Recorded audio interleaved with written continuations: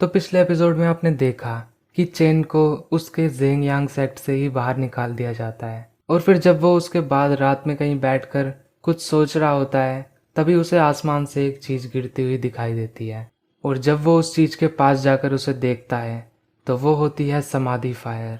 अब आगे एपिसोड के शुरुआत में चैन उस समाधि फायर के पास जाता है और उसे अपने हाथ में ले लेता है और कहता है क्या तुम भी होमलेस हो। और समाधि फायर की वजह से उसका इनर पावर पूल वापस से ठीक हो जाता है, लेकिन फिर उसे एक दर्द शुरू होने लगता है और उसके बाद उसे दिखता है एनर्जी ओशन। अब यह एनर्जी ओशन क्या होता है? तो इस मानव वाले वर्ल्ड में कल्टीवेशन के कुछ लेवल्स होते हैं, जिसमें से पहला होता है होली माइट और फिर एम्प्टी इन्फर्नो और फिर उसके बाद virtual spirit and so on. Holi might level पे आपके पास इनर पावर पूल होता है जिसे आप देख सकते हो और एनर्जी ओशियन सिर्फ उन्हें ही दिखता है जो कि होली माइट से एक लेवल ऊपर उठ चुके होते हैं, यानी कि जो एम्प्टी इन्फर्नो पे होते हैं।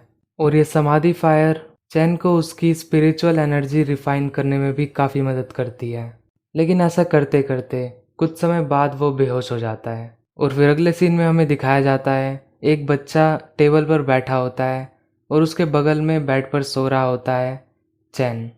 और फिर चैन नींद से जाग जाता है। वो बच्चा कहता है तो तुम आखिर उठ गए। चैन कहता है ये कौन सी जगह है, मैं इस जगह पर क्यों हूँ। बच्चा कहता है मेरा नाम है टाइगर, तुम हेंग्यूए सेक्ट में हो, पिछली रात तुम मेरे ग्रैंडपा को बेहोश पड़े मिले थे। और फिर हमें बताया जाता है हेंग्यूए सेक्ट के बारे में। ग्रेट चू किंगडम में 4 पावरफुल इंस्टीट्यूट्स हैं।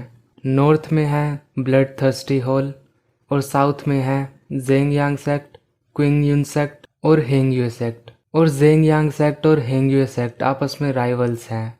यांग मन में कहता है उस बात को ज़्यादा टाइम नहीं हुआ कि मुझे जेंग यांग सेक्ट से निकाल दिया था और अब देखो क्या कोइंसिडेंस है, मैं हेंग्यूए सेक्ट में हूँ। वो बच्चा कहता है कि तुम्हें भूख लगी होगी, चलो खाना खाएं। और फिर यांग पिछली रात को याद करते हुए कहता है कि पिछली रात वो कोई सपना नहीं था, वो एक्चुअल में हुआ था। और वो समाधि फायर को देखकर कहता है अब से तुम मेरे साथ रहोगी। यांग उस रूम से बाहर जाता है और वहाँ पर वो बच्चा और उसके ग्रैंडपा और एक ईगल होता है। उसके ग्रैंडपा कहते हैं हम तुम्हें यही खिला सकते हैं, आशा है तुम्हें पसंद आएगा। चैन उस ईगल को देखकर कहता है एक स्पिरिचुअल बीस्ट। और फिर वो सब खाना शुरू करते हैं। चैन उस बूढ़े आदमी को थैंक्स करता है और वो बूढ़ा आदमी उससे पूछता है क्या तुम भी एक कल्टीवेटर हो, तुम कौन से सेक्ट से हो।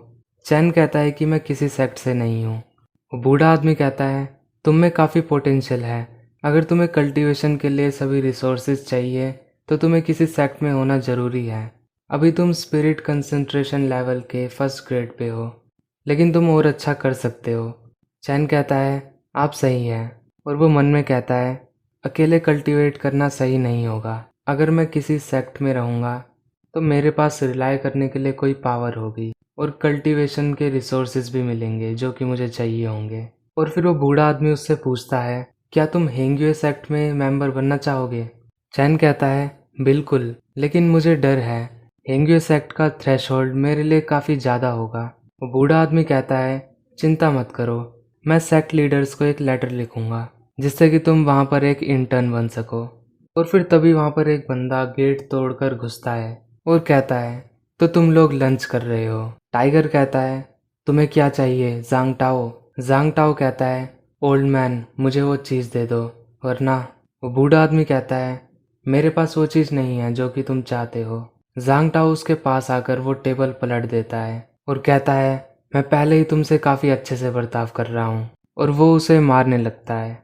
तभी वो ईगल भी उस पर अटैक करने लगता है, लेकिन वो उस ईगल को बड़ी आसानी से फेल देता है। जांग टाओ कहता है मैं आर्ट ऑफ टॉर्चर में मास्टर हूँ, मैं तुम्हें ऐसा बना सकता हूँ कि तुम अपने पैदा होने पर पछतावा करोगे, वो चीज़ मुझे दे दो वरना। तभी पीछे से उसके कंधे पर कोई हाथ रखता है और वो होता है चैन।